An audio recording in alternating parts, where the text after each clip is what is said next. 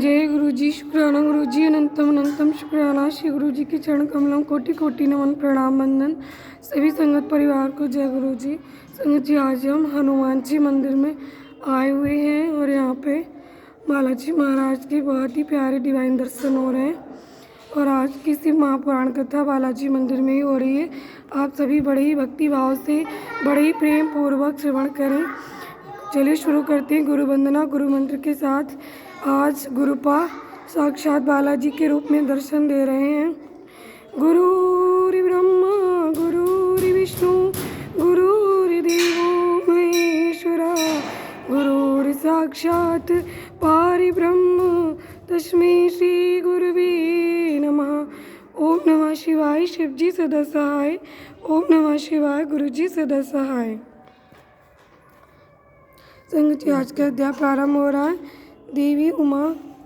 आज का अध्याय मेरी माँ अपनी वाणी में बहुत ही प्यार से आप सबको श्रवण कराएंगी। संगत जी, श्रवण कीजिए। जय गुरु जी। शुक्राना गुरु जी। देवी उमा का हिमान के हृदय तथा मैना के गर्भ में आना, गर्भावस्था देवी का देवताओं द्वारा स्तवन, उनका दिव्य रूप में प्रादुर्भाव, माता मैना से बातचीत तथा नवजात कन्या के रूप में परिवर्तित होना।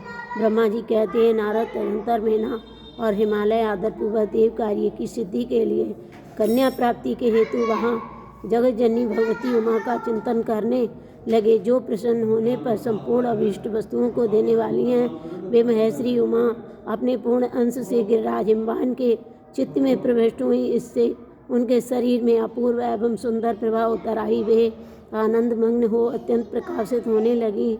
उस अद्भुत तेजो राशि से संपन्न महामना हिमालय अधिक के समान अदृश्य हो गए थे। तत्पश्चात सुंदर कल्याणकारी समय में गिरिराज हिमालय ने अपनी प्रिया मैना के उदर में शिवा के उस परिपूर्ण अंश का आधान किया।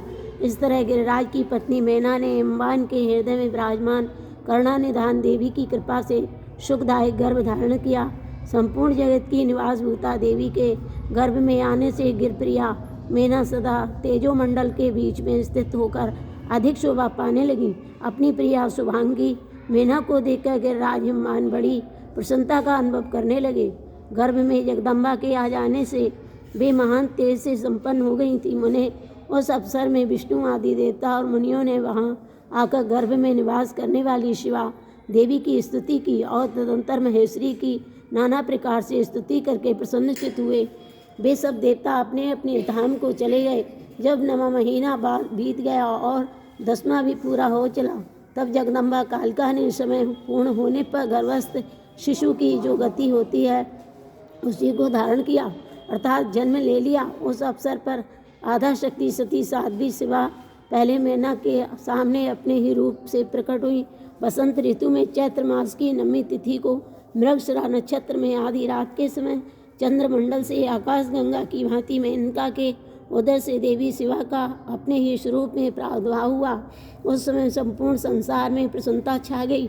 अनुकूल हवा चलने लगी जो सुंदर, सुगंधित एवं गंभीर थी। उस समय जल की वर्षा के साथ फूलों की वृष्टि हुई। विष्णु आदि सब देवता वहां आए। सबने सुखी होकर प्रसन्नता के साथ जगदम्बा के दर्शन किए और शिवलोक में निवास करने वाली दिव्य रूपा महामाया शिव कामनी मंगलमयी कालिका का माता का स्तवन किया।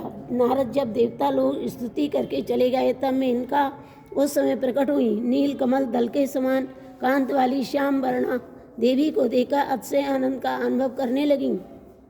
देवी के उस दिव्य रूप का दर्शन करके गिरप्रिया मैना को ज्ञान प्राप्त हो गया। वे उन्हें परमेश्वरी समझकर अत्यंत हास्य उल्लासित हो उठी और संतोष पूर्वक बोली। मैना ने कहा, जगदम्बे महेश्वरी, आपने बड़ी कृपा की जो मेरे सामने प्रकट हुई। अम्बिके, आपकी बड़ी शोभा हो रही है। शिवे, आप संपूर्ण शक्तियों में आधा शक्ति तथा तीनों लोकों की जननी हैं। देवी, आप भगवान शिव को सदा ही प्रिय हैं तथा संपूर्ण देवताओं से प्रशंसित पराशक्ति हैं। महेश्वरी, आप कृपा करें और इसी रूप से मेरे ध्यान में स्थित हो जाएं। साथ ही मेरी पुत्री के अनुरूप प्रत्यक्ष दर्शनीय रूप धारण करें। ब्रह्मा जी कहते हैं, नारद पर्वत पत्नी मेनका की ये बात सुनकर अत्यंत प्रसन्न हुई। शिवा देवी ने उस गिरिप्रिया को इस प्रकार उत्तर दिया। देवी बोली, मैना, तुमने पहले तत्परता पूर्वक मेरी बड़ी सेवा की थी।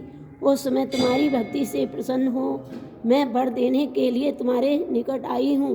वर मांगो। मेरी इस वाणी को सुनकर तुमने जो वर मांगा वो इस प्रकार है। महादेवी, आप मेरी पुत्री हो जाएं और देवताओं का हित साधन करें। तब मैंने तथास्तु कहकर तथा तुम्हें सादर ये वर दे दिया और मैं अपने धाम को चली गई। गिरि कामिन, उस वर के अनुसार समय पाकर आज मैं तुम्हारी पुत्री हुई हूँ।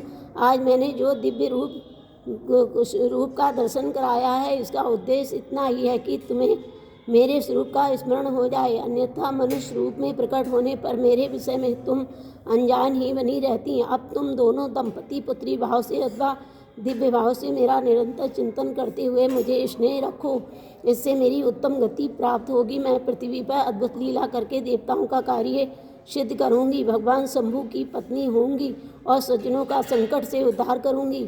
ऐसा कहकर जगन्य माता शिवा चुप हो गई और उसी क्षण माता के देखते देखते प्रसन्नतापूर्वक नवजात पुत्री के रूप में परिवर्तित हो गई। जय गुरु जी। शुक्राना गुरु जी। अनंतम अनंतम शुक्राना। ओम नमः शिवाय। शिव जी सदा सहाय। ओम नमः शिवाय। गुरु जी सदा सहाय। संगत जी, आज का अध्याय हमारा यहीं पे संपूर्ण हुआ। अगले अध्याय की तैयारी करते हैं। आप सभी का परिवार सदा स्वस्थ सुखी एवं समृद्ध रहे, ऐसी मेरी मंगल कामना है। और आज हनुमान जी के रूप में दर्शन हो रहा है, तो सभी भक्तजनों के सारे संकट आज के अध्याय में समाप्त हो जाएंगे। जय गुरु जी। शुक्राना गुरु जी।